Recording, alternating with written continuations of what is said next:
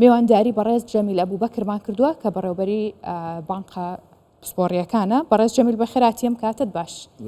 باشن پیرۆزبایی ئەم ڕۆژەتان لێ یەکەم گلەی یەکشتان لێ بکەم جلی کوردیتان لە بەرانیەوەکو جلوبەرگی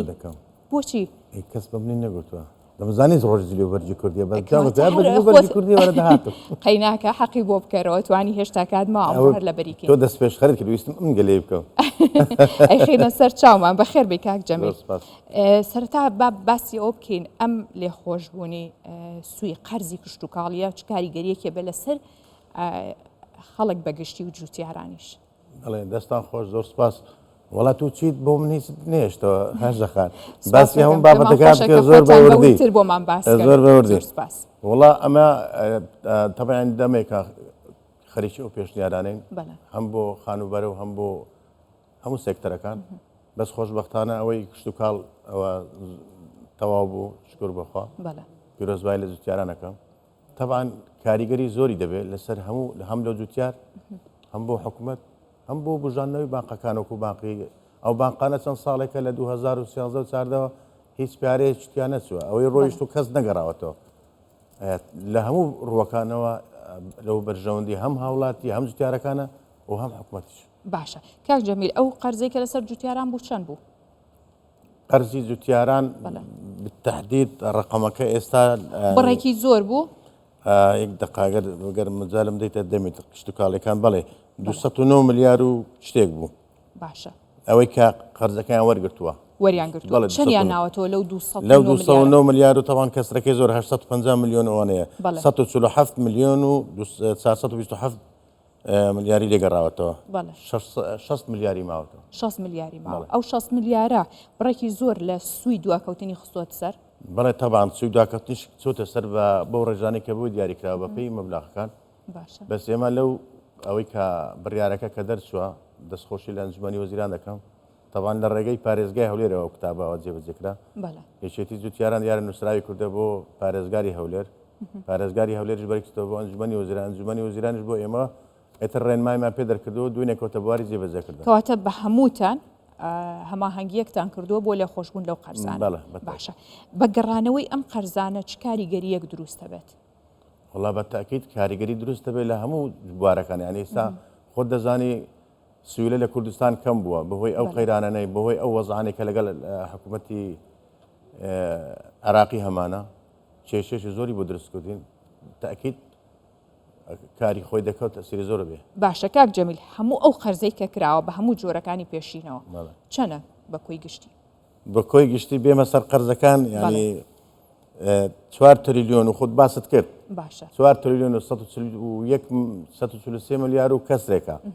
بەس ئەوەی کە گەڕاوەتەوە بۆ ئێمە تا ئێستا 2 تریلیۆن و 94 ملیارە ئەوەی کە ماوەتەوە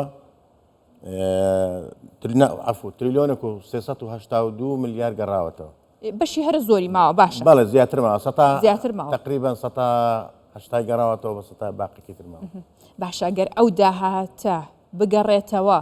ئەبێ بە داهات بۆ وەزارەتی دارایی و لەشتی دیکە بەکارێنیان ئەتوانن جارێکتر وەکو پێشینە بیانەوە بە خەڵک. وەڵڵاهی ئەوە بڕیاری حکوومەتی دەوێت بەس باوەڕ ناکەم لەو زروفە لەو کاتەیە بتوانین جارێکەکە دەست بە پێشینەکان بکەینەوە. خۆت دەزانی ئێستا حکوومەت یاریێم لە ئەزمەیەکی اقتصادی زۆر قوڵین لەگەڵ بەتایبەتی لەگەڵ بەغداش ینی وەزعێکی خراپمان هەیە ئەو بە پاران ئەگەر بگەڕێتەوە ئێمە بۆ داهاتی حکوومەت بۆ سویلە بۆ حکوومەت چ پارەی زۆری هاوڵاتی سەلای حکوومەتە ئێمەش پارەمان لای هاوڵاتیە ئەتوانین بەکاری بینین بۆ سێکتەرەکانی تر ئەتوانن لە بواری خزمەت حکوومەت تەوانەوە سیاسەتی باشە. کاک جەمیل ئاستی گەڕانەوەی قەرز چۆنە لە ماوەی ڕابردووە و لە خراپە لە ساڵی چەند باشتر بوو بەراورد بە ئێستا؟ وەڵڵاهی هیچ ساڵێک باش نەبوو لەبەرەوەی لە 2014 هەتا ئەو ڕۆژ ئێمە لە قەیرانی ڕاستە بەس کەم و زۆر گەڕاوەتەوە بەس لەبەرچی دەستی زیاتر خەڵکی گرتووە ئەوەی کە هاوڵاتیە نەیتوانی بێژێڕێتەوە قەرزەکان غەرامەی سوچێتە سەر. باشە ئێستا کە ئەم غەرامە و سووە لا ئەو غەرامە نامینێ ئەی ئەمە وا کات کە خەڵک زیاتر بەدەنگ دانەوەی قەرزەکەی خەڵک ڕۆژانە ینی ساڵمان پێوە دەکات لە بانقەکان مدیری بانقەکان ساڵمان پێوە دەکەن کە زەخت زۆر هەیە خەڵک خۆی داواکە ئەڵێ کاکە ئەو قەرزەم لە سەلاب ئەوەی کە هاتە سەرم ئەو سوواق تا قەرزەکەتان بۆ بژێڕمەوە. یعنی خەڵک خۆی داوای کردو پێتان وایە لەمەوە دووە خەڵکێکی زۆر بێت بۆ دانەوەی قەرزەکەی بەتەکید نامە ئەگەر ئەو ئینشاءالله لە هەفتەی داهاتوو ئەو هەفتەی باوەڕ ناکەم بگاتە ئەنجومەنی وەزیران پێشنیارەکانمان داناوە بە زۆر بە دەقیقی دامانناوە لە بەرژەوەندی هاوڵاتیش ئەو هەفتەی احتیمالە نەگاتە ئەنجومەنی وەزیران بەس لەو هەفتەی داهاتوو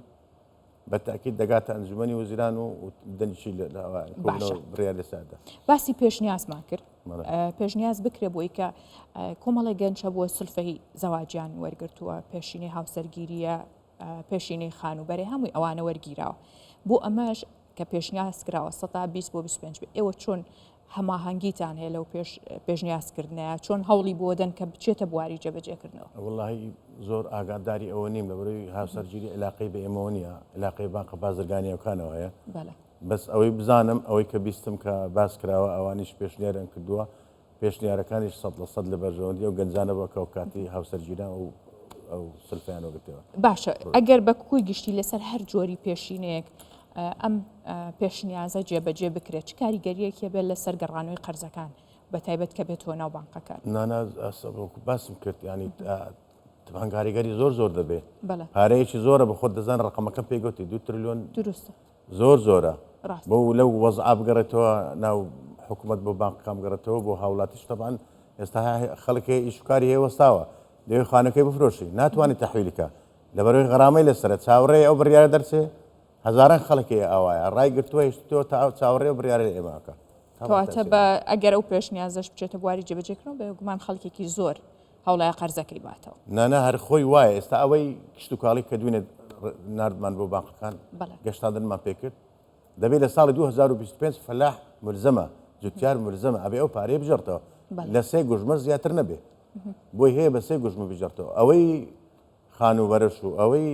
نیشتە جێبوون و یاخود پیشەسازی هەروە دەرەچێ ینی تهدید دەکەمت دەکەی لە ساڵی 2025 یان 2026 ئەو کاتێک کە هاتەوە لەوانەیە ئەوانە کاتی زیاتر بوێت. ڕاستە بەڕێز جەمیل ئەبوبەکر بەڕێبەری گشتی بانقە پسپۆڕیەکان بۆ کارت لەگەڵ ما بسپاس بۆ ئێوە کاک جەمیل خۆشحاڵ بووین بەخێر بن بۆ زانیاریان بەخێر بن سپاس.